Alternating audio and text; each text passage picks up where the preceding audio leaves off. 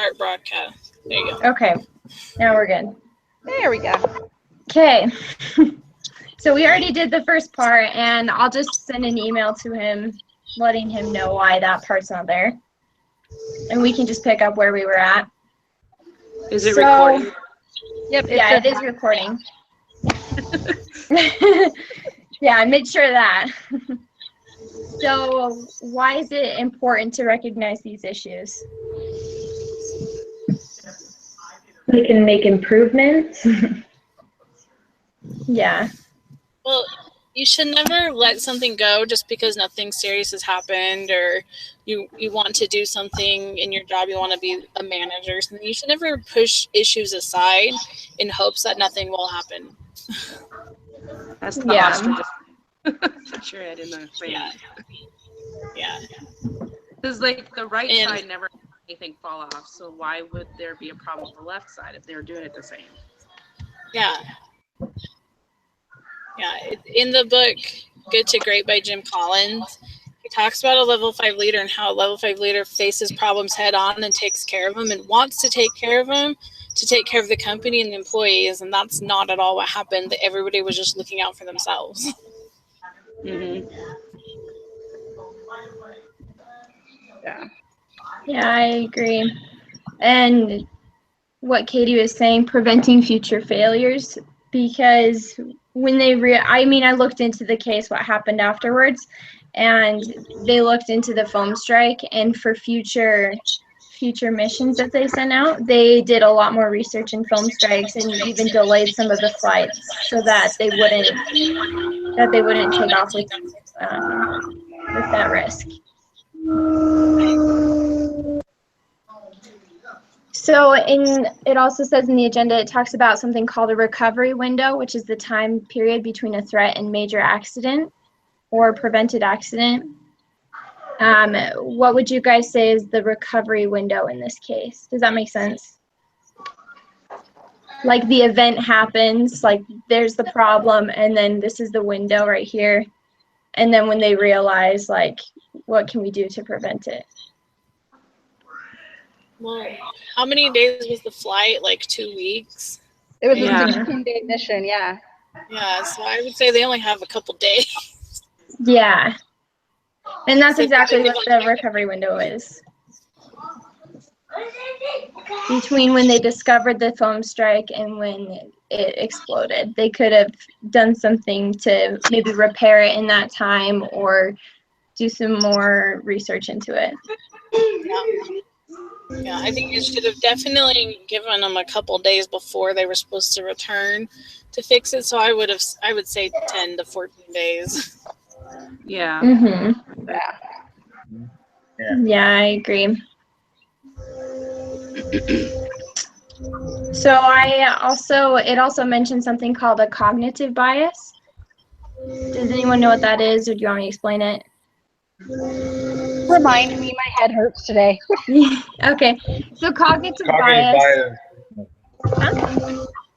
Isn't that when it goes like you say it makes sense and it's rationale, so you just keep the bias because you think it makes sense?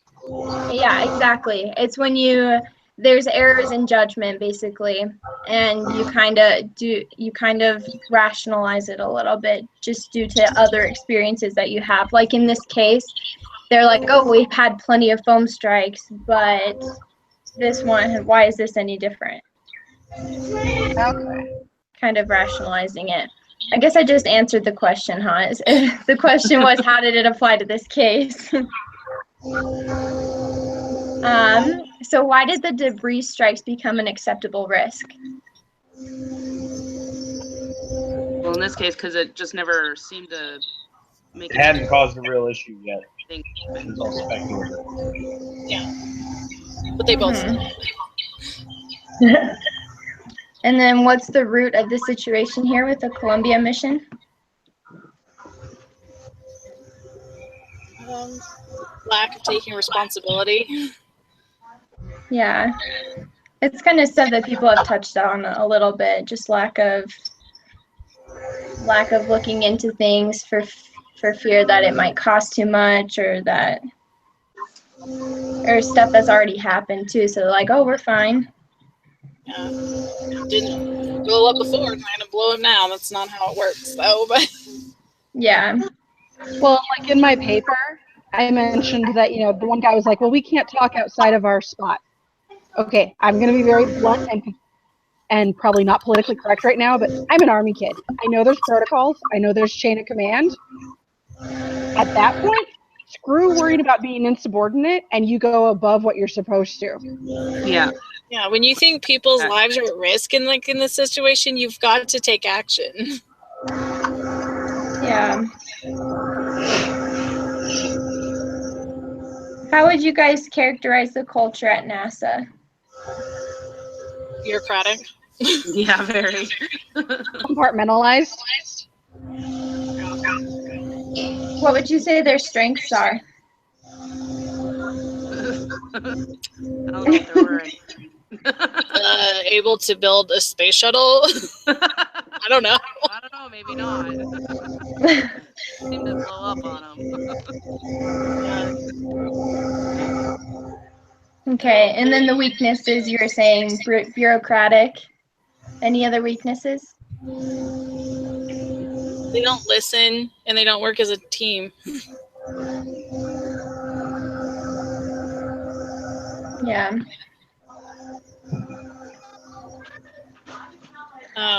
And brushing issues aside and not taking the time to look into them, whether they're serious or not. You need to look into every issue. Yeah. Yeah, they didn't confront it head on. Mm-hmm. So what about the people in the case? Like, was there a specific person that contributed, or what did each person contribute into the failure of the mission? I think Linda Ham played a big part in the failure because she canceled the request for more imaging because they told her not, like, they didn't copy her on it. So she canceled it because she's like, I don't know who needs it, so whatever. And she was so worried on being launch manager for the next mission that she just wanted to push everything aside and brush it off like it was no big deal so she could move on. I think Ron up either because he I don't remember the first name. He wrote that email but never actually sent it. Roca. Decision was irresponsible. Yeah, he should have sent it and not just shown it to his colleagues. Right. Agree. Yeah, So I think so too. So I've been looking at this because we talked about, well, why is it always happening on the left side and not on the right side? It's not attached evenly. There's actually extra structure on the right side of the launch. And so where it's detaching is where there's not some extra structure. So I think that's probably why it kept happening on the left side. That's just me. Weird. Interesting. Is there anybody else in particular that you think was an important contributor to the failure? No, I think everybody involved. Yeah, really.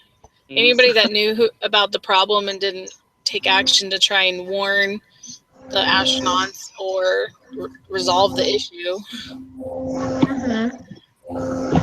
That being said, who would you feel is accountable? Yes. Oh, who? No, I'm saying yes, all of the above. Oh, yeah.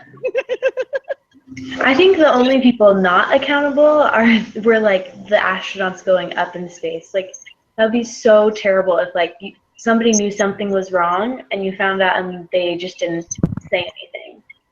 Or they just told you so you could know what reporters were talking about. Yeah. Yeah. I feel like everybody involved is responsible, but when it comes down to it, unfortunately, the manager over the project itself is ultimately responsible. Yeah. Yeah. So in this case, what is the concept of psychological safety? I don't know if that doesn't make sense. I can explain it a little bit more, but it made me think about the the case, the Harvard case, how psychological factors affect the environment tremendously. So applying that concept, or do you think that would apply in this case? Well, yeah. I mean, you've got multiple psychological things going on in their heads. First off, Columbia's already had debris strikes. It was the first ones to have debris strikes that they could prove because they couldn't prove anything with Challenger. This is the 6th or 7th one that Columbia alone had, and they wanted to make sure everything went off without a hitch. So it's like, okay, we got to make it look good. We got to make it happen. And I think that there was a lack of trust on the ground crew with the shuttle crew of letting them know, hey, this is the reality. I mean, yeah, are they going to be scared out of their wits? Yeah, but at least they could mentally prepare for stuff. They could have had a chance to talk to their families. And like I kind of mentioned earlier, they could have maybe solved the problem, kind of like how we talked about Apollo 13. The ground crew and the shuttle crew all worked together to figure out how to get that fixed. Mm-hmm. Why they ad hoc'd it instead of actually Tiger teamed it doesn't make sense to me. Yeah. I think something that I was thinking about is that when it comes to NASA, I think its employees were like, we're indestructible. There's nothing that we can do to, like, they had just such a high confidence, if that makes sense. They were very confident in their own company that they didn't think that it would be possible for anything to happen, especially with the phone strike we were mentioning earlier. Like, it happened so much that they're like, oh, it's just necessary. It's just an in-flight. It's just something that happens every time. Right. Yeah. Yeah, they were too arrogant in their own jobs that they thought, I can't do anything wrong. It's going to be fine. Yeah. Yeah.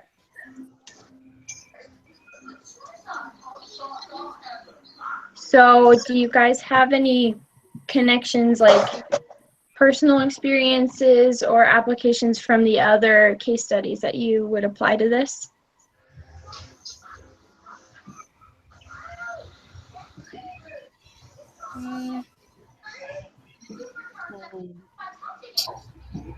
Trying to remember other case studies. So we had Cirque du Soleil, we had the rowing team, we had the survival thing. Recruitment of a star. Recruitment of a star, thank you. I think the rowing team one where they were forced to like hash it all out so they would work as a team. I think maybe if they had tried like putting all these people together and just letting them hash out their own ideas and opinions, maybe they could have come together to a resolution to figure out how to get these astronauts home safely.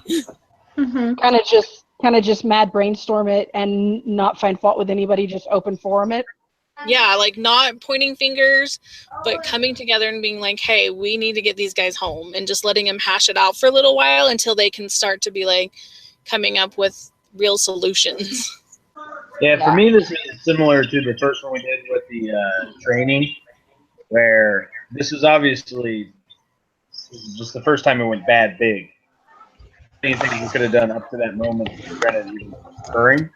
And just like where that guy in that one example, that one case study we did where he like yelled at the person in the meeting, it's like there's a lot of things that could have been done before that moment, before you had to repair something. And that's what I felt with this. There's a lot of things that could have been done to repair something, where you could have just prevented it. Right. Yeah, I agree. A lot of this could have been prevented had they worked on this before. Yeah, like the fact that they were like, oh, well, it just seemed to happen on the one side. We don't really know why, but the other side it did. It just seemed to happen, but no biggie. Yeah. I was like, what? Like, just seems to happen? Yeah. Yeah. Right now at work, we're having an issue where they upgraded our software and all these errors keep coming up. And they're like, well, when you hit OK, does it still work? And we're like, yeah, but you still shouldn't get an error. So there's something on the back end that's not going to happen correctly because an error is coming up. But they're like, well, as long as it works, it's fine. And I'm like, no. No, What you do is I have to do a workaround. recode the error message to say this turned out great. So it's still displaying an error message, but now it's congratulating you. Yeah, I just feel like this isn't supposed to happen. Yeah. Right. Another thing that they mentioned in the article when it came to the Challenger is how the O-rings, they were basically playing like Russian roulette, and they could have with the exploded any temperature. time, and it just happened to be this one. Yep. Because they didn't believe the guy when he said it was too cold Yeah. to function properly. Yeah. Which doesn't make sense to me because it's a heck of a lot colder out there in space than it is here. Yeah. True. Oh, wait, I apologize. The O-rings are what keep the things that they break off before you go through the atmosphere. Never mind. Had to have my science brain for a second. Sorry. So do you guys have any personal applications, like when it comes to the reading, like any links that you can make?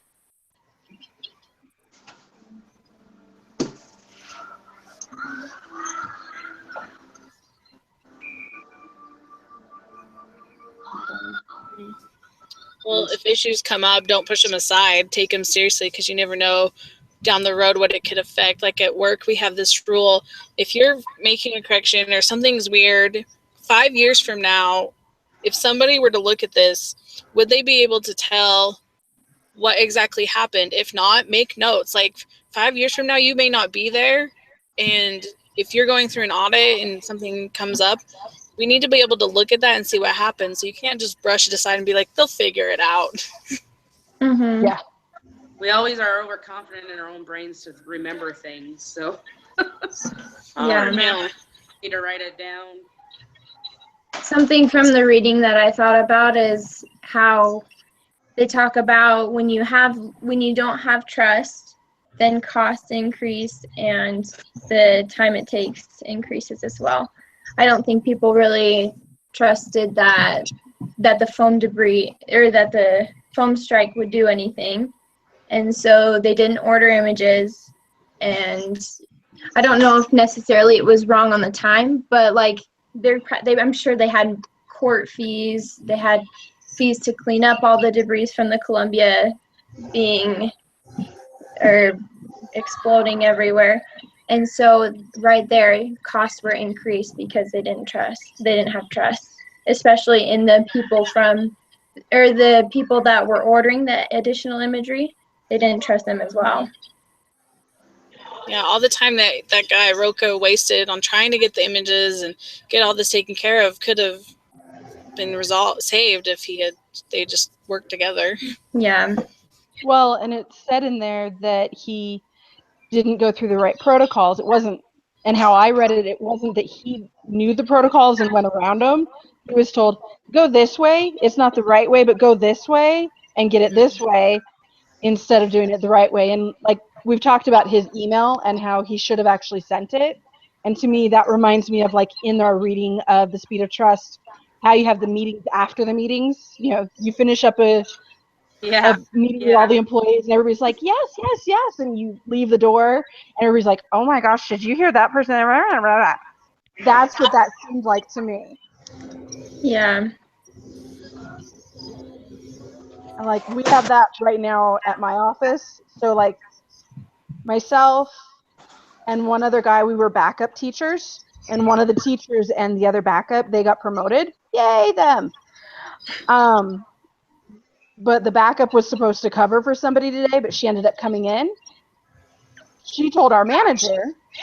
The manager didn't forward it on to the guy, and the guy ended up acting like he was going to be coaching today and teaching, but he didn't log into anything where the students could reach him. But the one who gave up her day off, she was told, you need to go apologize to him because you didn't communicate to him. And I'm like, he basically just gave himself a free day to do whatever the crud he wanted to because he wasn't there for the students. He wasn't there for the clients. He was just, I'm going to sit here and do whatever the crud. Interesting.